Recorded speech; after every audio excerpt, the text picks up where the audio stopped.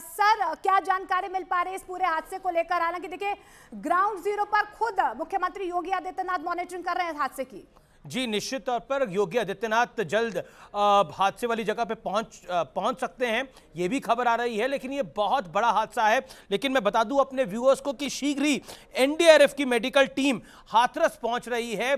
गृह मंत्री अमित शाह ने पूरे घटनाक्रम का संज्ञान लिया है और एनडीआरएफ की टीम को निर्देशित किया गया है कि उनकी मेडिकल टीम जो है वो शीघ्र से शीघ्र हाथरस पहुंचे और जल्द ही वो हाथरस पहुंचेगी। लेकिन 100 से ज्यादा लोगों के मरने की खबर है, बहुत बहुत दुखद खबर है। लेकिन ये हादसा क्यों हुआ? वो जमीन समतल नहीं थी, लोग दब गए, उसके बाद लोगों को घबराहट हुई, उनकी मौत हो गई। सीएमओ ने पहले एक आंकड़ा दिया 50-60 लोगों का, उसके बाद यह आंकड़ा और बड़ा है। लेकिन आखिरकार प्रशासन की ओर से भी कोई बड़ी लापरवाही हुई है, इसमें कोई दो राय नहीं है। 50,000 लोग एक जगह पे एकत्रित हो रहे हैं, उसके लिए क्या व्यवस्था करनी है, क्या वो व्यवस्था नहीं थी? और ये जो बाबा हैं, ये इनकी जिम्मेदारी क्या होगी? क्या वहां पर प्रशासन ने 20,000 लोगों को की अनुमति दी थी और 50,000 लोग आ गए? ये कई बड़े प्रश्न है मोनिका, जो प्रश्न कौंधेंगे, क्योंकि 100 से ज्यादा लोगों की जान गई है। ये सामान्य घटना नहीं है, ये बहुत बड़ी खबर है, ये बहुत बड़ी। Thank you very much.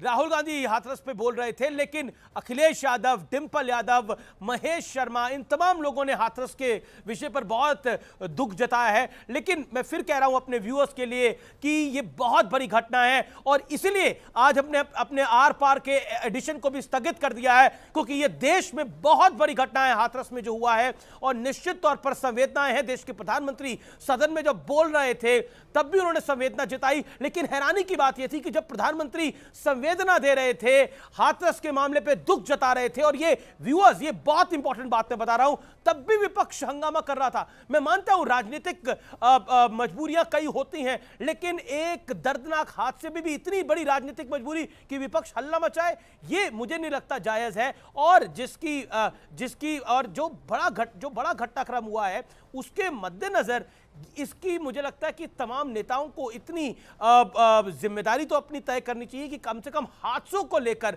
जब देश के प्रधानमंत्री दुख जता रहे हैं, इतना बड़ा हादसा है तो शांत हुआ जा सकता है। अगर 2 मिनट 5 मिनट आप शांत हो जाते तो आपसे कुछ चला नहीं जाता। और ये बात मैं बड़ी जिम्मेदारी से कह रहा हूं मोनिका।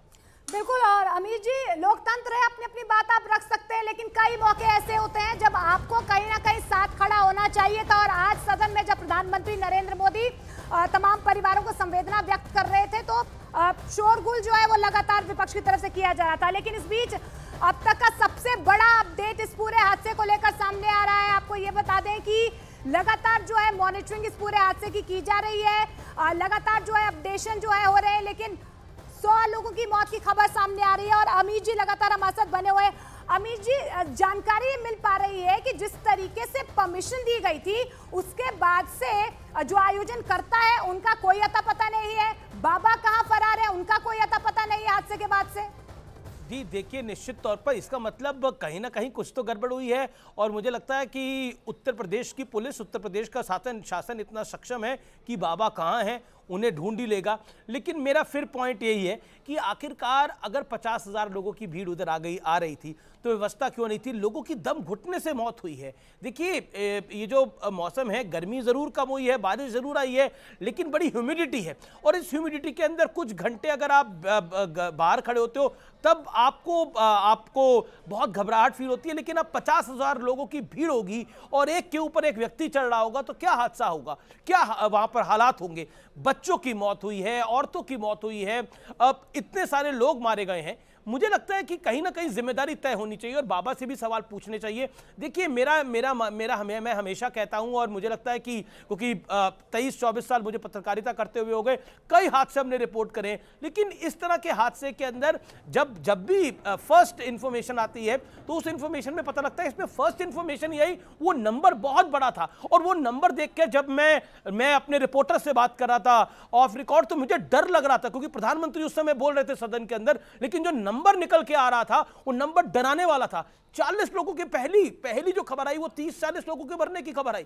ये अपने आप में नंबर डराने वाला था कि जो पहली ये संख्या आ रही है वो 30-40 आ रही है, तो आगे संख्या क्या चली जाएगी। और डर लग रहा था कि 75 क्रॉस ना हो जाए, लेकिन अब 100 का आंकड़ा टच होने की बात है। और कुछ खबरें ये भी हैं कि 100 के आंकड़े के भी पार जा सकता है। अगर ऐसा होता है तो निश्चित तौर पर बहुत दुखद है, बहुत दुखद है, बहुत पीड़ादायक है। व्यूअर्स, ये मैं बता दूं, मैं हूं, मोनिका हूं, हमारी पूरी न्यूज रूम में हमारी टीम हो, ये खबर आप तक पहुंचाते हुए हमें बहुत दुख हो रहा है जिस तरह से 100 लोगों की जान चली गई है इस हादसे के अंदर।